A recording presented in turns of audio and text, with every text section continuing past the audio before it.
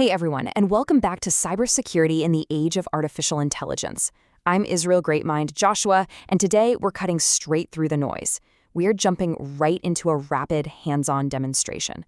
First, we'll cover the networking fundamentals you absolutely have to know, and then, and this is the fun part, we're going to immediately apply them in a few labs to see what your network actually looks like from the inside out.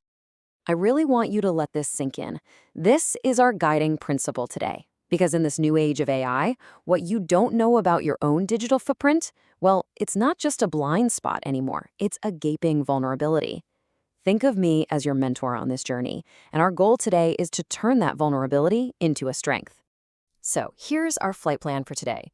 We're going to start with a quick look at why this is so critical right now, then we'll blast through the essential theory in like 60 seconds. After that, it's all hands-on. We're going to make 3 practical observations. We'll find your network's digital ID, look up an address in the internet's phone book, and then we'll put on a different hat and see it all through an attacker's eyes. Let's get started. So you might be wondering, why are we talking about fundamentals when we're in the age of AI? That's a great question. It's because the entire game has changed. We are smack in the middle of a brand new kind of arms race. This right here, this is the heart of the new battlefield. On one side, you have attackers using AI to scan millions of networks, automating exploits at a speed that is just mind-boggling. And on the other side, you have defenders, like us, using our own AI to detect these threats. In this new arms race, you can't afford to skip the fundamentals. It's the only way you can possibly understand what the AI on both sides of the fight is actually doing. Okay, before we get our hands dirty, we need that pre-mission intel drop. This is your rapid-fire briefing on the absolute essentials, everything you need to know for our labs in the next 60 seconds. Ready? First up, scale. Think small to big. A LAN, or local area network, that's your house or your office.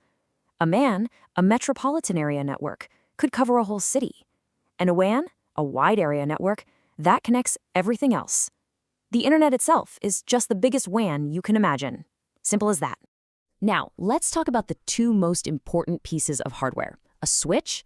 Think of it as a local traffic cop. It's just connecting devices inside your network, your laptop to your printer, for instance. But the router is the big one. It's your gateway to the entire world. It's the one device connecting your private network to the public internet, and that makes it a massive point of interest for any attacker. This is a perfect way to think about a firewall. You know how airport security checks every bag before you get on a plane? A firewall does the exact same thing for data. It inspects every single packet trying to get into your network and decides if it's safe or not based on a set of rules. It is your digital frontline defense. All right, this model right here is absolutely non-negotiable. If you're in cybersecurity, you have to know this. Just think about sending a letter. The application layer, that's you writing the message. The transport layer is you putting it in an envelope. The internet layer, that's writing the address on the front. And finally, the network access layer is the mail truck that physically drives it there. The scary part? AI-driven attacks can exploit a weakness at any one of those steps. And here's how that model plays out in the real world. Look at this. You've got protocols you use every single day, like HTTP for web browsing or SMTP for email, sitting right at the top in that application layer. Go a little deeper, and you find TCP and UDP handling the actual data transmission. This table, it's literally the blueprint for all digital communication. Okay, let's zoom in on that transport layer. Think of TCP like sending a certified package with tracking. It's a bit slower, but it double checks to make sure every single piece arrives and in the right order. It's perfect for things like an email or a critical file download.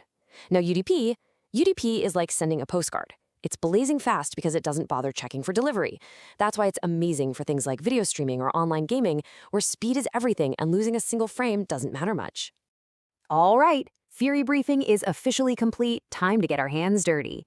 Our very first lab is all about finding your network's footprint, your digital identity, right from where you're sitting. We're going to start with one of the most basic but powerful commands out there. And hey, if you've never used a command prompt, don't worry, you just open it up and type ipconfig. That's it. This is step 1 in our guided discovery. And bam, this is what you'll see. Now we only care about 2 lines for now. That IPv4 address, that's your computer's private, internal address on your local network. And the default gateway, remember what we said? That's the address of your router, the gateway to the internet. This little graphic shows you exactly what those numbers mean. See? Your computer, with its private IP, is sitting safe inside your house, your local network. It talks to that box, the router, your default gateway, which then connects you out to the big, wide internet using a totally different public IP address. And this right here is the absolute key takeaway. Your private IP is hidden. It's for internal use only. But your public IP, that is your face to the entire world. That is the address that automated AI scanners are hammering 24/7 looking for weaknesses. Every single thing we just saw with ipconfig maps directly to a potential target for an attacker. Okay, observation number 1 done. We found our internal address. Now for observation number 2. How in the world does our network find anything out on the global internet? Well, we use the internet's phone book. It's called the Domain Name System, or DNS. When we type a command like nslookup.google.com, all we're doing is asking the DNS server, hey, what's the public IP address for google.com? The server looks it up in its giant phone book and sends back the numbers you see here. That's the magic right there, connecting names we remember to the numbers computers actually use. Now for our third and final observation. We've seen our internal setup, and we've seen how we find others, so now it's time to flip the script. Let's see our own network the way an attacker does. You see, an attacker isn't just looking for your public IP address. They are looking for open doors. And in the world of networking, these doors are called ports.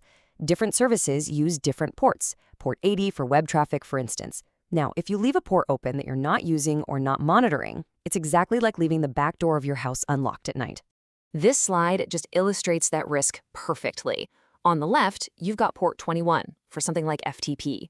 It's often unencrypted, which basically makes it a wide-open, vulnerable door. On the right, you have port 443 for HTTPS. That's the modern standard. It's a reinforced, locked door because all the traffic going through it is encrypted. Attackers use automated tools to do nothing but go down the street and rattle every single one of these digital doorknobs, just waiting to find one that's unlocked. So look how far we've come in just a few minutes. We've laid down the essential foundation, and now it's time to look ahead at what's coming next. Let's just do a quick recap of our 3 practical observations. We used ipconfig to see our own private network blueprint. We used nslookup to see how we translate a simple name into a public IP address. And we've identified open ports as those unlocked doors that attackers are searching for. I'm telling you, mastering these 3 simple concepts is the absolute prerequisite for defending against the AI-driven network attacks that are happening as we speak. You've now seen your own network's blueprint. You get the key components. You see the potential weak points. In our next explainer, we're going to level up. We're moving from this kind of passive observation to active reconnaissance. We are going to use a powerful tool called Nmap to scan a network and see it exactly as an attacker would, to find the flaws before they do. So the only question left is, are you ready?